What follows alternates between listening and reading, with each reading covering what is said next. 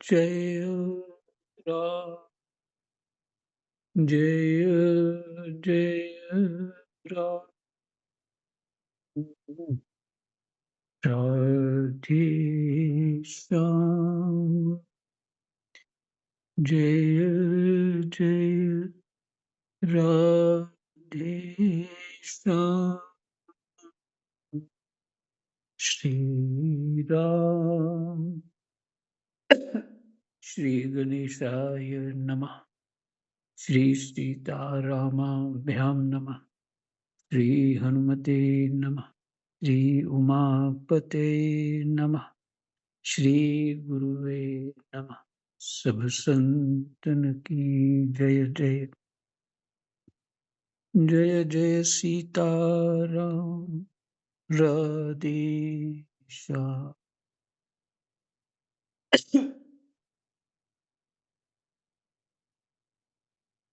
ओम नमो भगवते वासुदेवाय। श्रीमद्भागवत महापुराण तृतीय स्कंद पहला अध्याय। प्रसंग है उद्धव और विदुर की भेंट।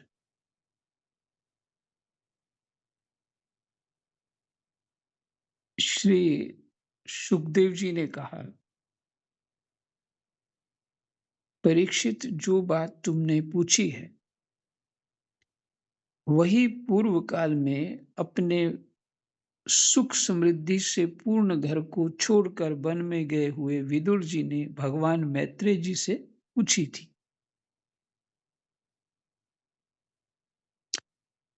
जब सर्वेश्वर भगवान श्री कृष्ण पांडवों के दूत बन गए थे, तब वे दुर्योधन के महलों को छोड़कर उसी विदुर जी के घर में उसे अपना ही समझकर बिना बुलाए चले गए थे।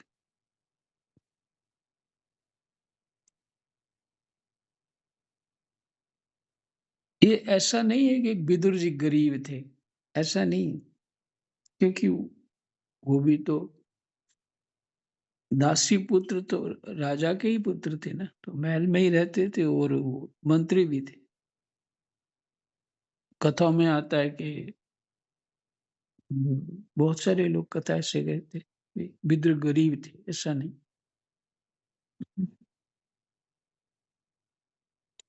राजा परीक्षित ने पूछा, प्रभु, ये तो बतलाइए कि भगवान मैत्रेय के साथ विदुर जी का समागम कहाँ और किस समय हुआ था।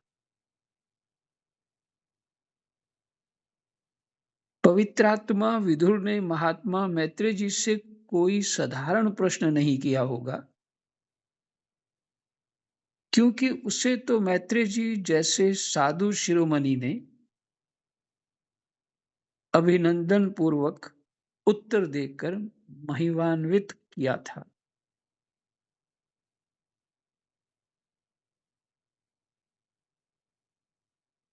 पवित्र आत्मा विदुर जी ने महात्मा मैत्रेय जी से कोई साधारण प्रश्न नहीं किया था,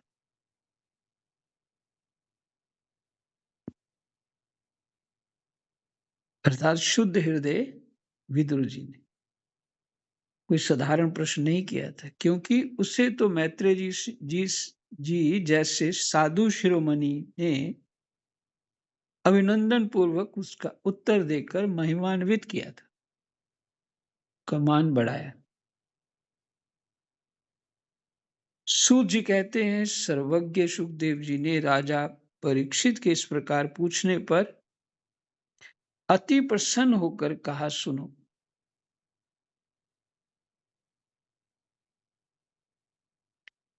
सुखदेव जी कहने लगे,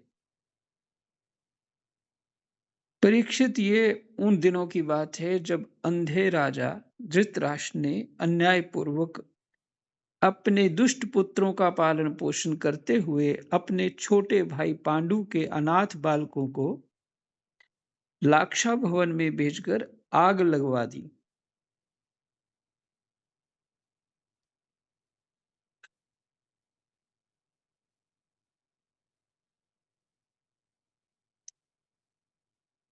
जब उनकी पुत्र वधू और महाराज युधिष्ठिर की पटरानी द्रौपदी के केश दुशासन ने भरी सभा में खींचे, उस समय द्रौपदी की आंखों से आंसुओं की धारा बह चली और उस प्रभास से उसके वक्षस्थल पर लगा हुआ केसर भी बह चला। किंतु धृतराष्ट्र ने अपने पुत्र को उस कुकर्म से नहीं रोका।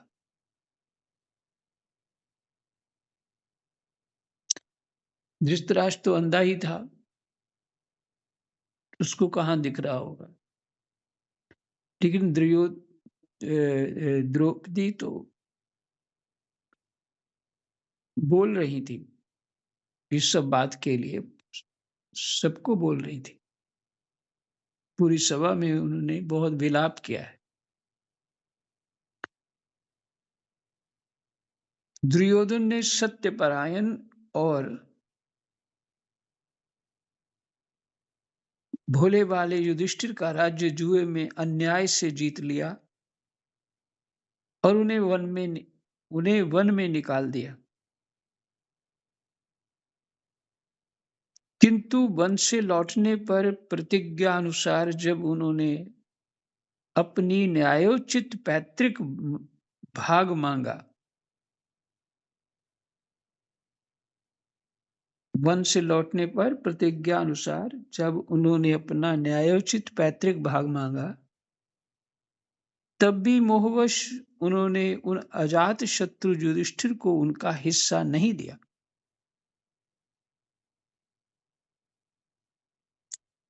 महाराज युधिष्ठिर के भेजने पर जब जगत गुरु भगवान श्री कृष्ण ने कौरवों को सभा में हित भरे सुमधुर वचन कहे, जो भीष्म आदि सज्जनों को अमृत से लगे, पर कुरुराज ने उनके कथन को कुछ भी आदर नहीं दिया। देते कैसे? उनके तो सारे पुण्य नष्ट हो चुके थे। फिर जब सलाह के लिए विदुर जी को बुलाया गया, तब मंत्रियों में श्रेष्ठ विदुर जी ने राज्य भवन में जाकर बड़े भाई धृतराष्ट्र के पूछने पर उन्हें वह सम्मति दी जिसे नीति शास्त्र के जानने वाले पुरुष विदुर नीति कहते हैं।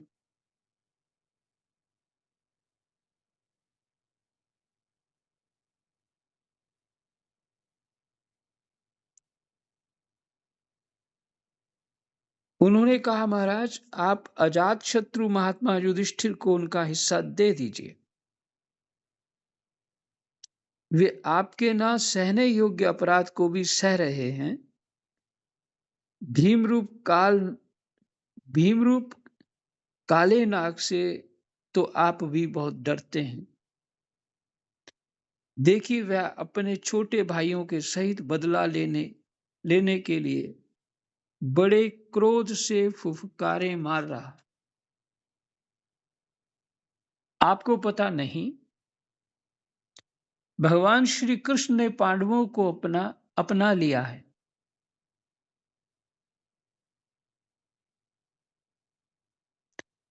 वे यदुवीरों के आराध्य देव इस समय अपनी राजधानी द्वारिका में विराजमान हैं। उन्होंने पृथ्वी के सभी बड़े बड़े राजाओं को अपने अधीन कर लिया है तथा ब्राह्मण और देवता भी उन्हीं के पक्ष में हैं।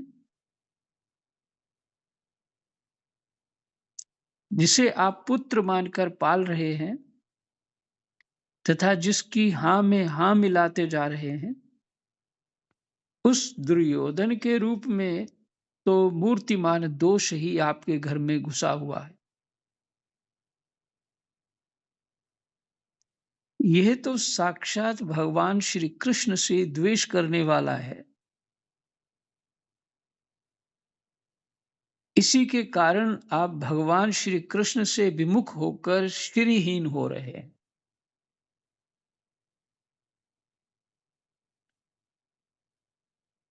अतएव यदि आप अपने कुल की कुशल चाहते हैं, तो इस दुष्ट को तुरंत ही त्याग दीजिए।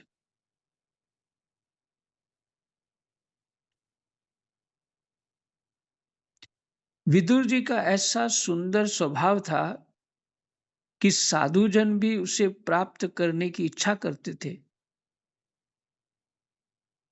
किंतु उनकी यह बात सुनते ही कर्ण, दुशासन और शकुनी के सहित दुर्योधन के होठ अत्यंत क्रोध से फड़कने लगे और उसने उनका तिरस्कार करते हुए कहा,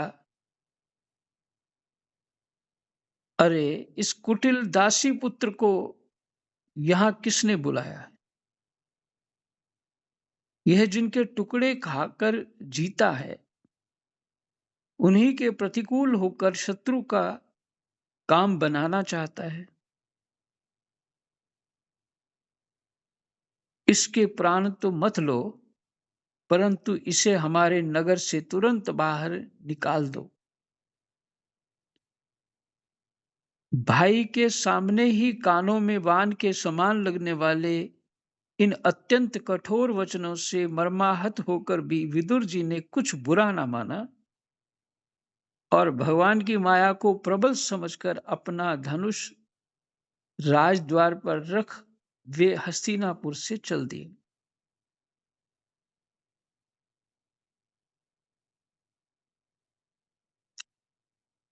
कौरवों को विदुर जैसे महात्मा बड़े पुण्य से प्राप्त हुए थे।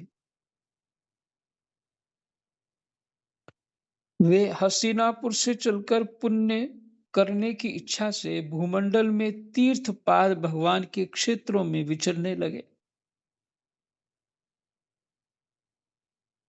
यहाँ श्री हरि, ब्रह्मा, रुद्र, अनंत आदि अनेकों मूर्तियों के रूप में विराजमान हैं।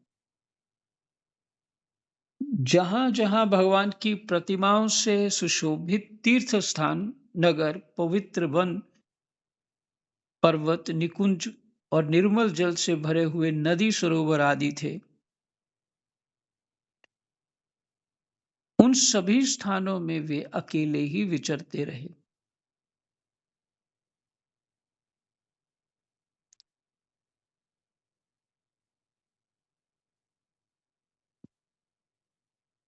वे अवधूत वेश में स्वच्छंदता पूर्वक पृथ्वी पर विचरते थे।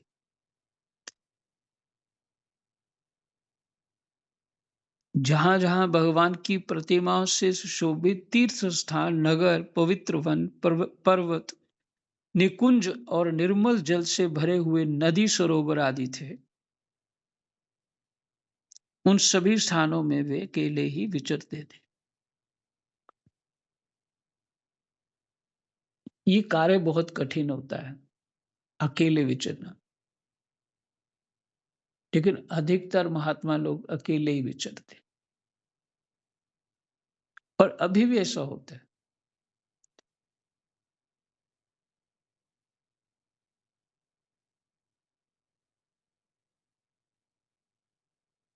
जिससे आत्मीय जन उन्हें पहचान ना सके।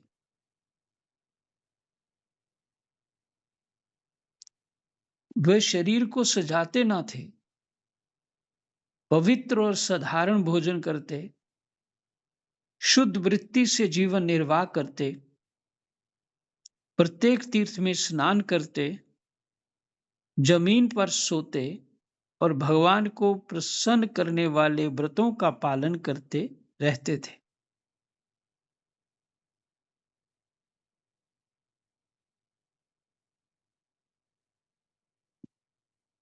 तीर्थ कैसे करते हैं, ये तो इन्होंने बता ही दिया। विदुर जी ने जिस ढंग से तीर्थ यात्रा की है,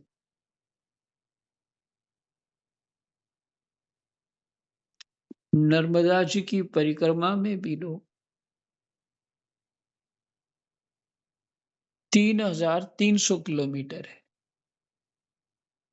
उस परिक्रमा में भी लोग पैदल चलते रहते हैं। लगभग 1 साल लग जाता है। तो वहाँ सब तरह के लोग होते हैं, बच्चे, बूढ़े, सभी जवान सभी होते हैं। औरतें भी होती हैं, परिक्रमा करते हैं।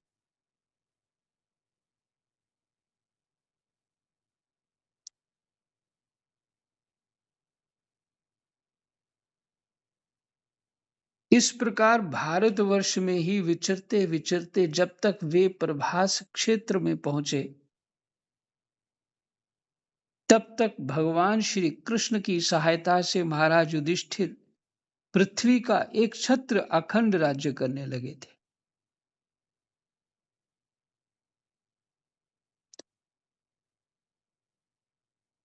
माने युद्ध हो चुका था। वहां उन्होंने अपने कौरव बंधुओं का विनाश का समाचार सुना, जो आपस की कलह के कारण परस्पर लड़ भिड़कर उसी प्रकार नष्ट हो गए थे।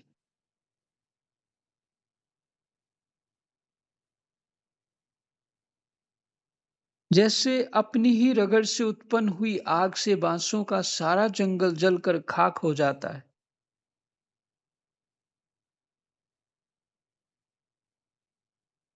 ये समाचार मिला।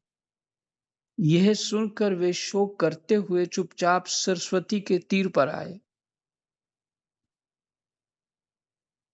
वहां उन्होंने त्रित, उष्णा, मनु, पृथु, अग्नि, असित, वायु, सुदास, गौ, गुह और श्राद्ध देव के नामों से प्रसिद्ध गहरा तीर्थों का सेवन किया।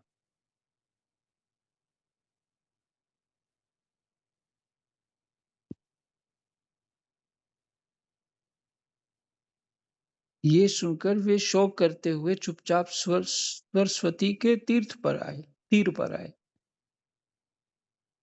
तो अब तो सरस्वती लोप ही है।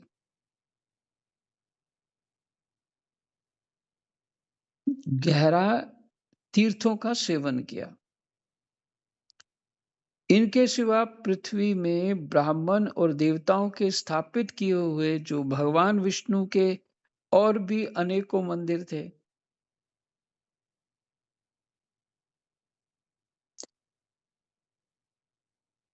जिनके शिखरों पर भगवान के प्रधान आयुध चक्र के चिन्ह थे और जिनके दर्शन मात्र से श्री कृष्ण का स्मरण हो आता था, उनका भी सेवन किया। वहां से चलकर वे धन धान्य पूर्ण सौराष्ट्र, सौवीर, मत्स्य और कुरुजांगल आदि देशों में होते हुए जब कुछ दिनों में यमुना तट पर पहुंचे, तब वहां उन्होंने परम भागवत उद्धव जी का दर्शन किया।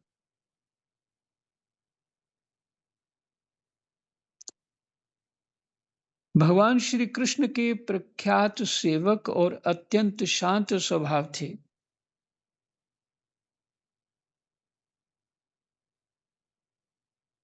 वे उद्धव जी वे भगवान श्री कृष्ण के प्रख्यात सेवक और अत्यंत शांत स्वभाव थे।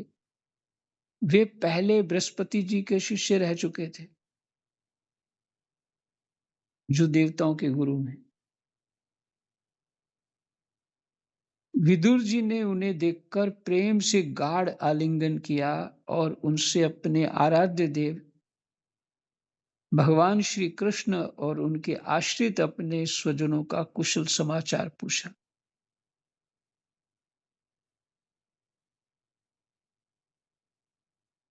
विदुर जी कहने लगे, उद्धव जी,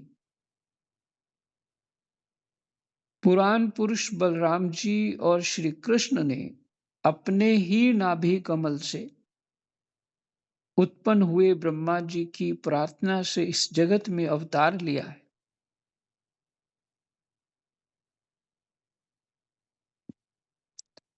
पुराण पुरुष बलराम जी और श्री कृष्ण ने अपने ही नाभि कमल से उत्पन्न हुए ब्रह्मा जी की प्रार्थना से, ये अवतार लेने की प्रार्थना ब्रह्मा जी ने करी थी, तो भगवान श्री कृष्ण और बलराम बन के आ गए, प्रकट हो गए। वे पृथ्वी का भार उतारकर सबको आनंद देते हुए अब श्री वसुदेव जी के घर कुशल से रह रहे हैं ना? प्रियवर, हम कुरुवंशियों के परम सुहृद और पूज्य वसुदेव जी, जो पिता के समान उदारता पूर्वक अपनी कुंती आदि बहनों को उनके स्वामियों का संतोष कराते हुए उनकी सभी मनचाही वस्तुएं देते आए हैं, आनंद पूर्वक है ना? वसुदेव जी का समाचार पूछा। प्यारे उद्धव जी, यादवों के सेनापति वीरवर प्रद्युम्न जी तो प्रसन्न हैं। प्रसन्न है ना? समाचार पूछ रहे हैं। जो पूर्व जन्म में कामदेव थे तथा जिन्हें देवी रुक्मणी जी ने ब्राह्मणों की आराधना करके भगवान से प्राप्त किया था।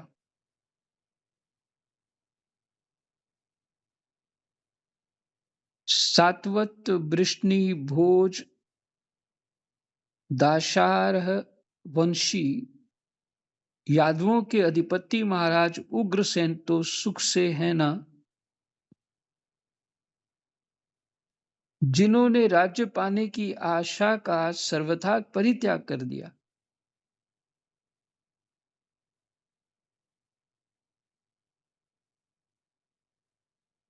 किंतु कमल नयन भगवान श्री कृष्ण ने जिन्हें फिर से राज्य सिंहासन पर बैठाया,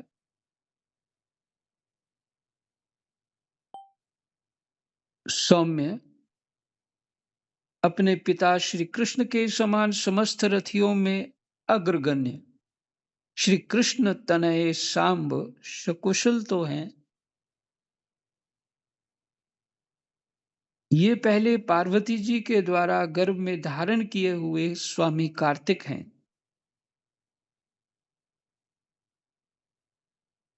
अनेकों व्रत करके जामवती ने इन्हें जन्म दिया था। जिन्होंने अर्जुन से रहस्य युक्त धनुर्विद्या की शिक्षा पाई है, वे सात्विकी तो कुशल पूर्वक हैं।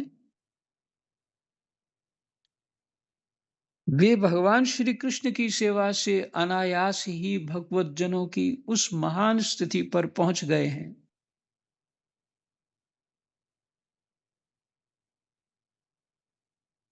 जो बड़े बड़े योगियों को भी दुर्लभ है। भगवान के शरणागत निर्मल भक्त बुद्धिमान अक्रूर जी भी प्रसन्न है ना? जो श्री कृष्ण के चरण चिन्हों से अंकित ब्रज के मार्ग की रज में प्रवेश से अधीर होकर लौटने लगे थे।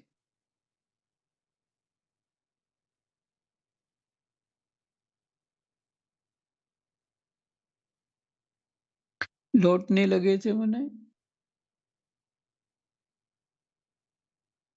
जहां चिन्ह थे भगवान के, वहां पे वो लेट करके अपने शरीर को स्पर्श करा रहे थे।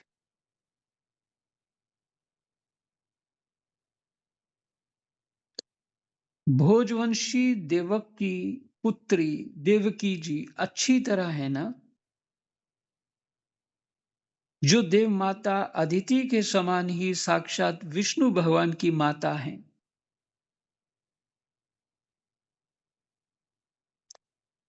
जैसे वेदत्रयी यज्ञ विस्तार रूप अर्थ को अपने मंत्रों में धारण किए रहती है, उसी प्रकार उन्होंने भगवान श्री कृष्ण को अपने गर्भ में धारण किया था। आप भक्तजनों की कामनाएं पूर्ण करने वाले भगवान अनिरुद्ध जी सुख पूर्वक है ना?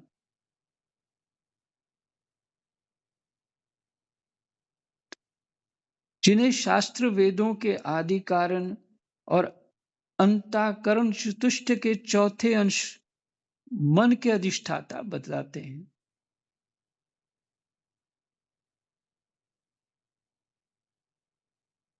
हाँ, नीचे टिप्पणी दी है, थोड़ा-सा वो सुना दूँ। चित्त, अहंकार, बुद्धि और मन, ये अंतःकरण के 4 अंश हैं।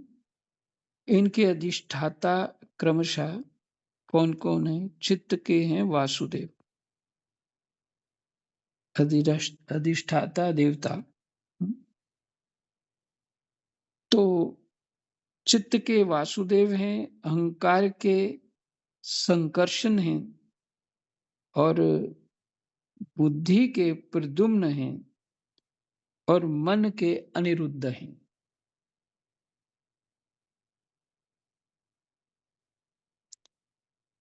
सौम्य स्वभाव उद्धव जी, अपने हृदयेश्वर भगवान श्री कृष्ण का अनन्य भाव से अनुसरण करने वाले जो हृदीक, सत्यभामानंदन, चारुदेशन और गद आदि अन्य भगवान के पुत्र हैं, वे सब भी कुशल पूर्वक है ना?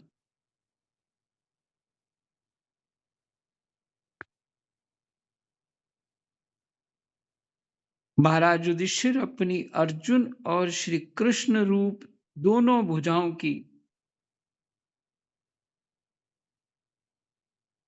सहायता से धर्म मर्यादा का न्यायपूर्वक पालन करते हैं ना?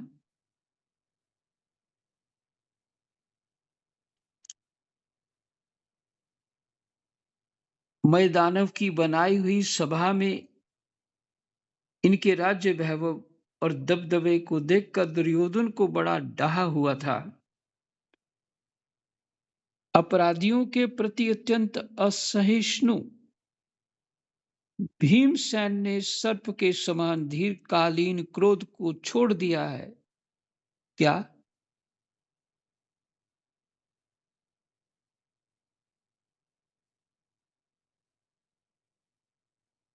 जब वे गदा युद्ध में तरह तरह के पैंतरे बदलते थे, तब उनके पैरों की धमक से धरती डोलने लगती थी।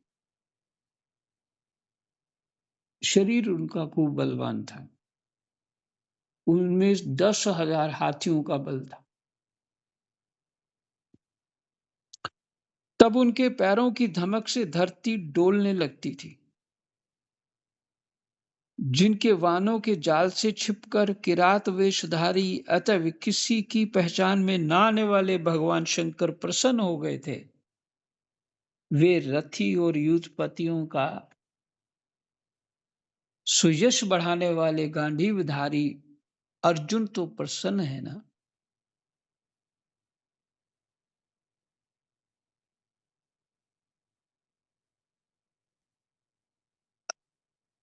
अब तो उनके सभी शत्रु शांत हो चुके होंगे।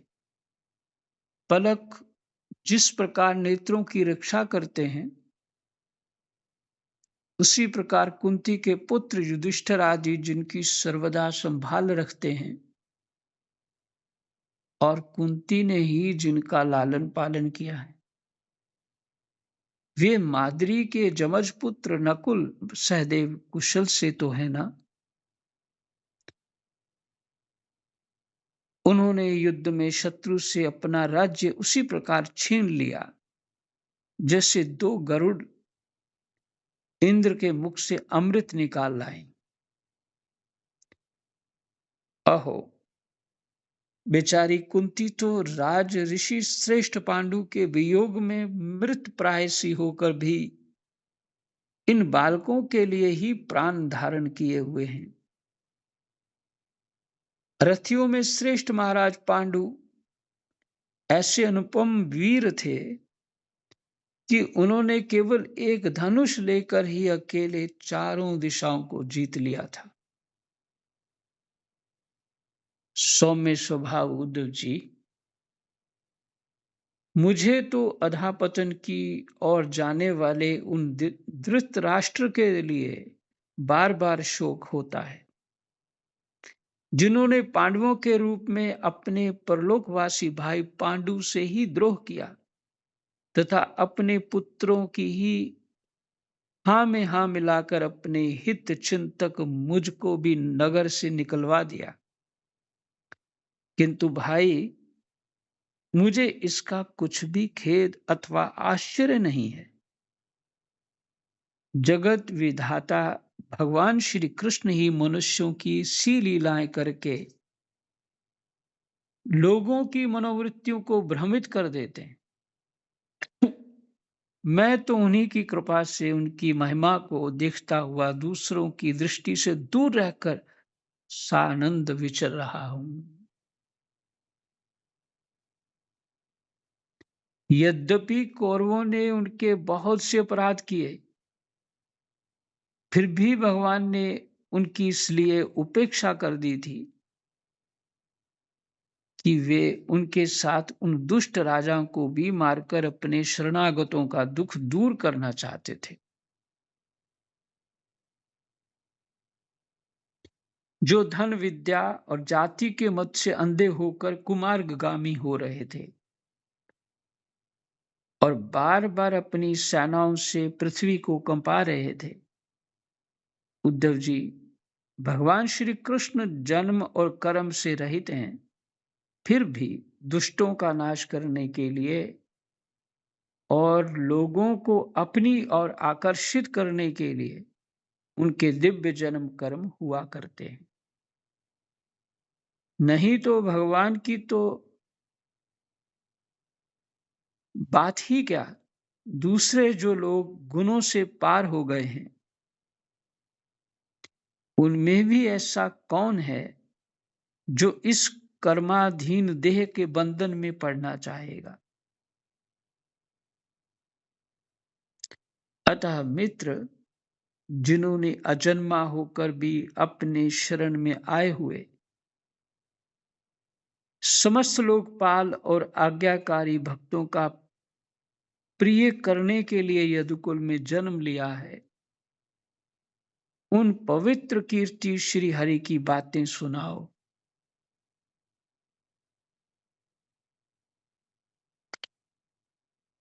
प्रथम अध्याय विश्राम। जय जय सीताराम। राधे श्याम। कृष्णाय वासुदेवाय हरये परमात्मने प्रणतः क्लेशनाशाय गोविन्दाय नमो नमः। जय जय।